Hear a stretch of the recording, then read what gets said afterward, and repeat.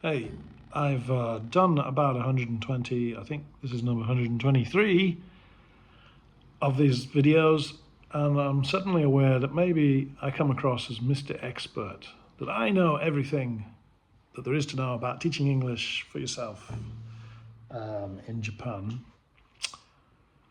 Well, yeah, ish, kind of. I mean, that's what I've been doing. But doesn't mean I know everything, of course. And, just to say that if you're interested in starting out or doing this kind of business, it's not something that you have to be an expert in. I just recommend getting started and getting going. I've not always been an English teacher. In fact, before, in a previous life, I was a journalist. I was a newspaper journalist. Do you remember newspapers, kids? Those are those things that your dad used to use to light a fire. No. So I had to reinvent myself as an English teacher. It wasn't my main thing. And I had a bit of experience from doing that at Berlitz back, well, gosh, when I was in my 20s. In my 20s. Oh.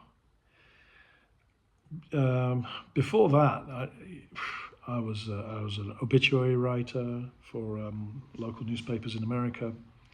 I was the highest level of newspapers I got to was the Yomiuri Shimbun, the big newspaper, the right-wing newspaper in Japan, working for the English language version, the Daily Yomiuri, as it used to be called. It's now called the Daily News, I think, if you can find it anywhere. And I worked in Nottingham Evening Post and Derby Evening Telegraph and Birmingham Post in England. That is to say, I wasn't a natural born teacher. It's not something that I particularly aspired to be. I just sort of found that I happened to be quite good at it, and there was a need for it. And so that's my point to you. You don't have to be a natural born expert in the classroom and know everything about how to deal with kids and so on. When I started teaching English for myself 20 years ago, I was very, very inexperienced with children. In fact, half the people I was teaching were adults, and I thought I could maybe farm off the kids to my wife or somebody else, or not for me, because what do I know about kids?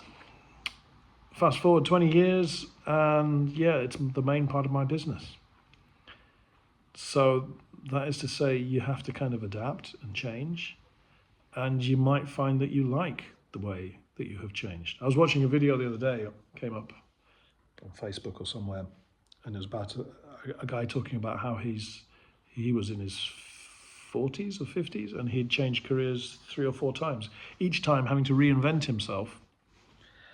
And you just do it. You just get on with it and do it. And you reinvent yourself, you learn what the problems are, and you find solutions and you get on with it. And that's really what it's all about for me. And so that doesn't mean that you have to be, I mean, in a good way, it means that you don't have to be an expert in this game. You become an expert. You teach yourself a lot of what you need by just doing it.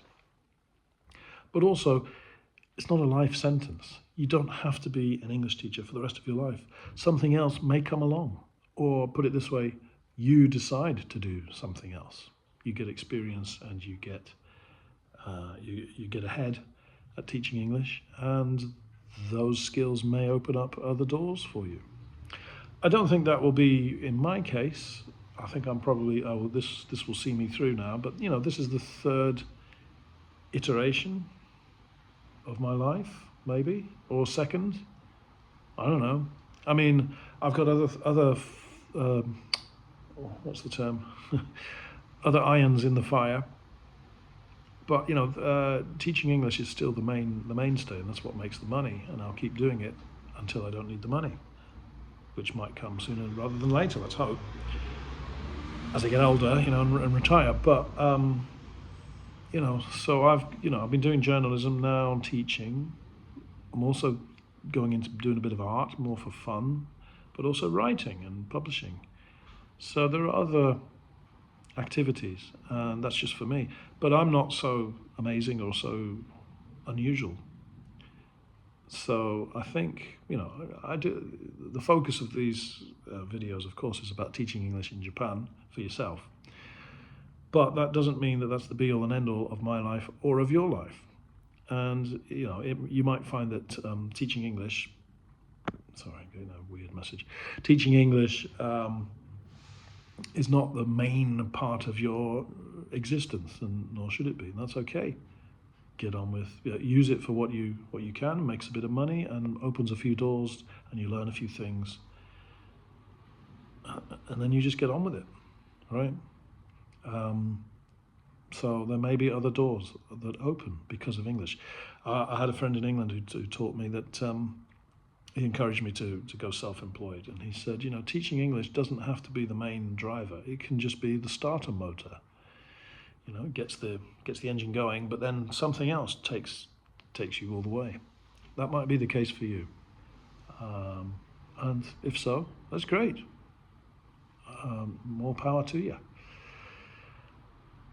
That's all I wanted to say.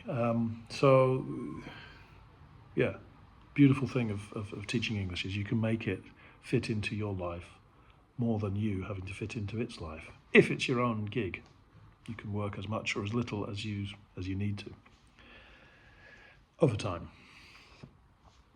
Right? Have a good one. Have a nice weekend. Take a break. Take it easy. See ya.